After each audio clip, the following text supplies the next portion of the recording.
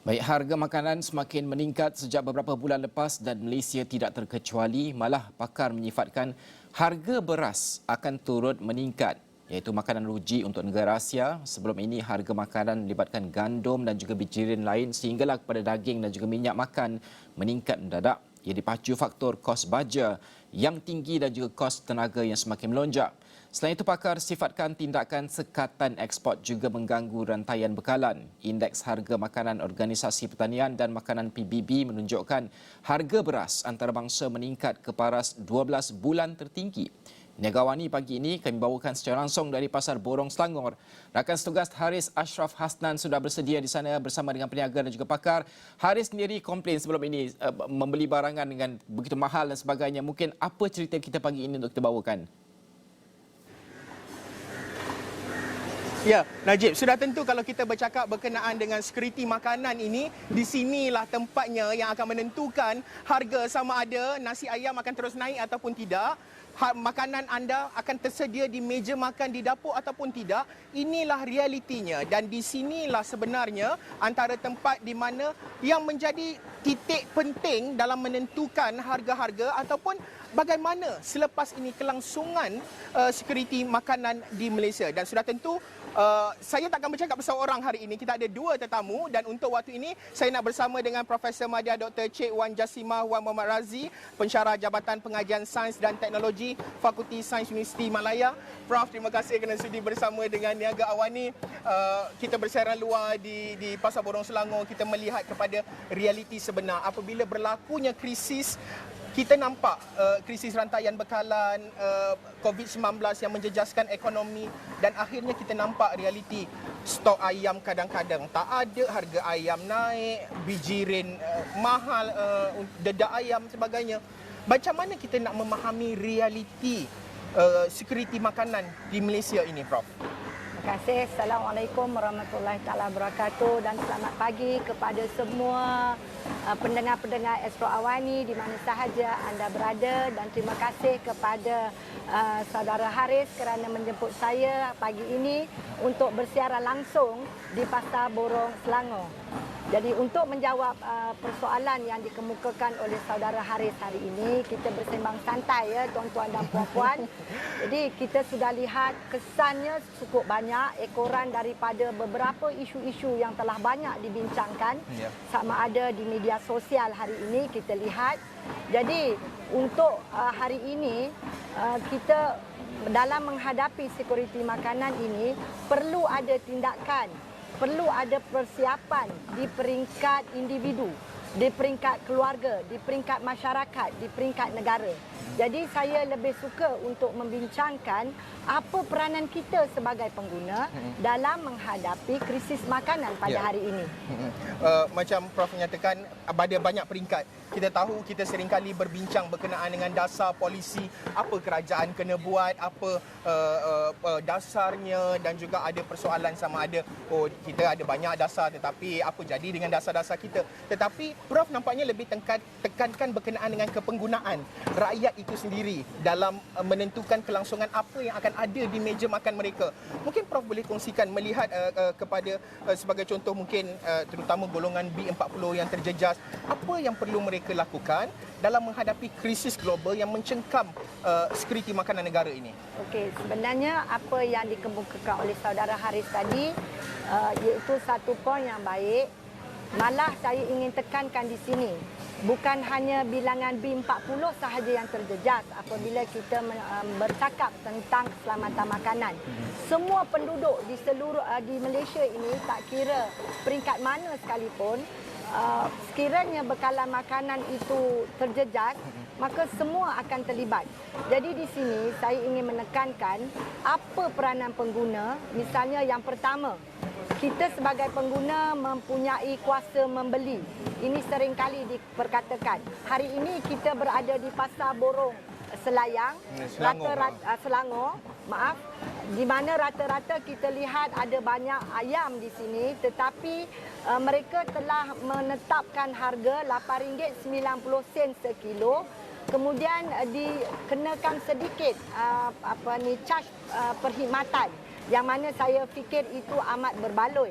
ya, kerana harga ayam hari ini kita lihat telah pun dikawal. Itu yang pertama. Yang keduanya, sebagai rakyat kita perlu mengubah cara hidup kita. Kita perlu berbalik kepada bagaimana kita menanggani dapur kita misalnya. Jadi di sini saya ingin menyarankan ibu-ibu yang berada di rumah ataupun mereka yang bekerja, kita faham kekangan bekerja ini menyebabkan masa untuk menyediakan makanan itu terhad.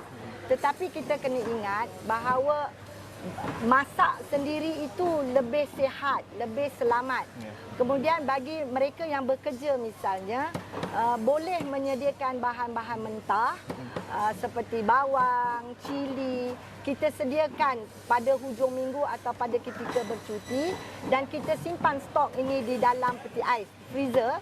Jadi bila balik kerja hanya cedok-cedok dan tumis. Ini lebih cepat, lebih sihat, lebih selamat. Tak salah sekali-sekala kita makan di luar atau kita order dari luar, boleh. Ini maknanya untuk sikap kita hari ini. Kalau dulu ingat mak-mak, tok-tok, nenek-nenek dulu-dulu bagi kita bekalan makanan, bawa bekal pergi sekolah. Ini sebenarnya untuk mengelakkan dia kata anak-anak atau cucu-cucunya dari berebut makanan di kantin. Ini satu sikap yang baik sebenarnya dan perlu kita laksanakan dalam krisis makanan yang ada pada hari ini. Itu yang kedua. Yang ketiga, kita perlu ubah dari segi untuk mendapatkan bahan mentah. Tidak perlu kita menyimpan terlalu banyak bahan mentah di rumah kerana ini akan menyebabkan permintaan yang lebih tinggi. Dan menyebabkan stok di pasaran akan berkurangan dan kerana permintaan yang tinggi. Demand over supply. Ya. Jadi sudah pasti harga akan naik.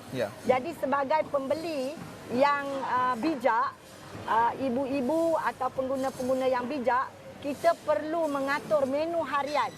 Kalau dulu hari-hari ayam, kita boleh berubah kepada telur, kemudian daging dan sayur-sayuran dan sebagainya. Tetapi mungkin saya nak jelaskan di sini secara realitinya, semua makanan yang ada pada hari ini meningkat harganya. Ini tidak dinafikan kerana pertama jatuhnya mata wang kita, yang kedua senario yang berlaku di luar negara, kestabilan politik dan sebagainya. Jadi ini semua memberi kesan kepada rantai makanan yang tidak dapat untuk kita atasi secara individu. Kita kena bergerak secara organisasi, secara berkumpulan. Begitu Haris. Prof, kalau kita nak cerita berkenaan dengan ayam ni, lama dah, maksudnya dah berbulan kita cakap berkenaan dengan ayam. PKPS jual ayam RM8, satu ketika dahulu kempen RM8 sekilo dan sebagainya. Kalau kita bercakap berkenaan dengan ayam, kita tahu pada satu tahap there's demand over supply. Kita tahu permintaan itu lebih tinggi dan juga kemudian pada masa sama kita lihat harga dedak ayam mahal dan sebagainya. Shortage of stock ayam. Adakah boleh kita andaikan bahawa kita ini, Malaysia ini tidak bersedia menghadapi krisis-krisis disebabkan oleh cabaran global? Stockpile kita apa ceritanya, Prof? Okey, menyentuh tentang apa yang saudara Haris bagi tahu tadi, ini satu yang perlu difikirkan bersama. Stockpile, misalnya beras, di mana, berapa yang masih tinggal. Ini perlu diambil berat oleh pihak kerajaan untuk melihat kembali Dan satu, kalau kita nak ambil tindakan pada masa ini, mungkin sudah menjadi masalah kerana banyak negara-negara yang tidak mahu lagi untuk mengeksport hasil-hasil pertanian mereka. Masing-masing menyekat. Ya, masing-masing menyekat. Jadi mahu tidak mahu, kerajaan, masyarakat dan pengguna perlu melihat kepada kekuatan kita yang ada di dalam negara. Ini sangat penting. Di samping itu, jika kita lihat misalnya pengguna itu sendiri, ini saya cerita keluar sedikit. Dulu kita selalu membeli ikan bilis misalnya, ikan bilis sekarang pun mahal dulu 100 gram. Mata biru lah, mata biru dan sebagainya Jadi kita lihat dahulu ikan bilis yang telah dikopek berharga 60 sen. 100 gram. Tetapi hari ini meningkat kepada RM1.20 bagi setiap 100 gram. Sekiranya kita lihat ikan bilis yang belum berkopek, ia berharga 35 sen ke 45 sen. 100 gram ya tuan-tuan dan puan-puan. Jadi eloklah kita berjimat dengan maknanya memproses sendiri bahan-bahan mentah yang ada. Misalnya beli ikan bilis yang belum dikopek dan kita kopek dan kita dapat jimat banyak. Cuma kekangan yang ada, mungkin ada yang kata tak ada masa dan sebagainya. Kita kena adakan juga masa dalam keadaan krisis hari ini.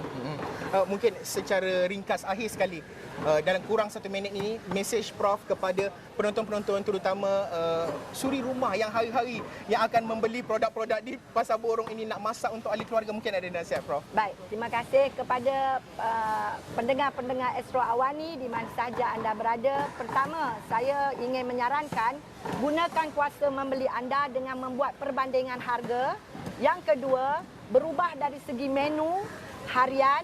Yang ketiga, sebaiknya pengguna-pengguna tidak membuat lambatkan stok di rumah. Kerana ingat, bahan-bahan seperti beras dan sebagainya ini, ia mempunyai tarikh tamat tempoh. Nanti selepas beberapa bulan, beras yang anda simpan itu menjadi bubuk dan ini lebih membazir. Yang keempat, anda beli sekadar yang anda perlu. Ini sangat penting dan yang sangat-sangat lagi penting ialah mestilah halalan thayyiban. Sebab apa sahaja yang kita sediakan di rumah, ibu-ibu yang menyediakan makanan di rumah sudah pasti memulakan gerak kerja anda dengan membaca bismillah, dengan berdoa dan sebagainya. Ini merupakan satu kekuatan, bukan sahaja dari segi fizikal tetapi juga dari segi mental. Itu sahaja dari saya yang bersiaran langsung bersama Astro Al-Awani. Terima kasih kepada saudara Haris. Baik, terima kasih Profesor Madya Dr. Cik Wan Jasimah Wan Muhammad Razi, pensyarah Jabatan Pengajian Sains dan Teknologi Fakulti Sains Universiti Malaya. Selepas ini kita ada lagi cerita menarik berkenaan dengan rantaian bekalan, bagaimana ayam boleh murah dan sebagainya. Kita berhenti rehat seketika, Prof. Ya, jumpa lagi selepas ini.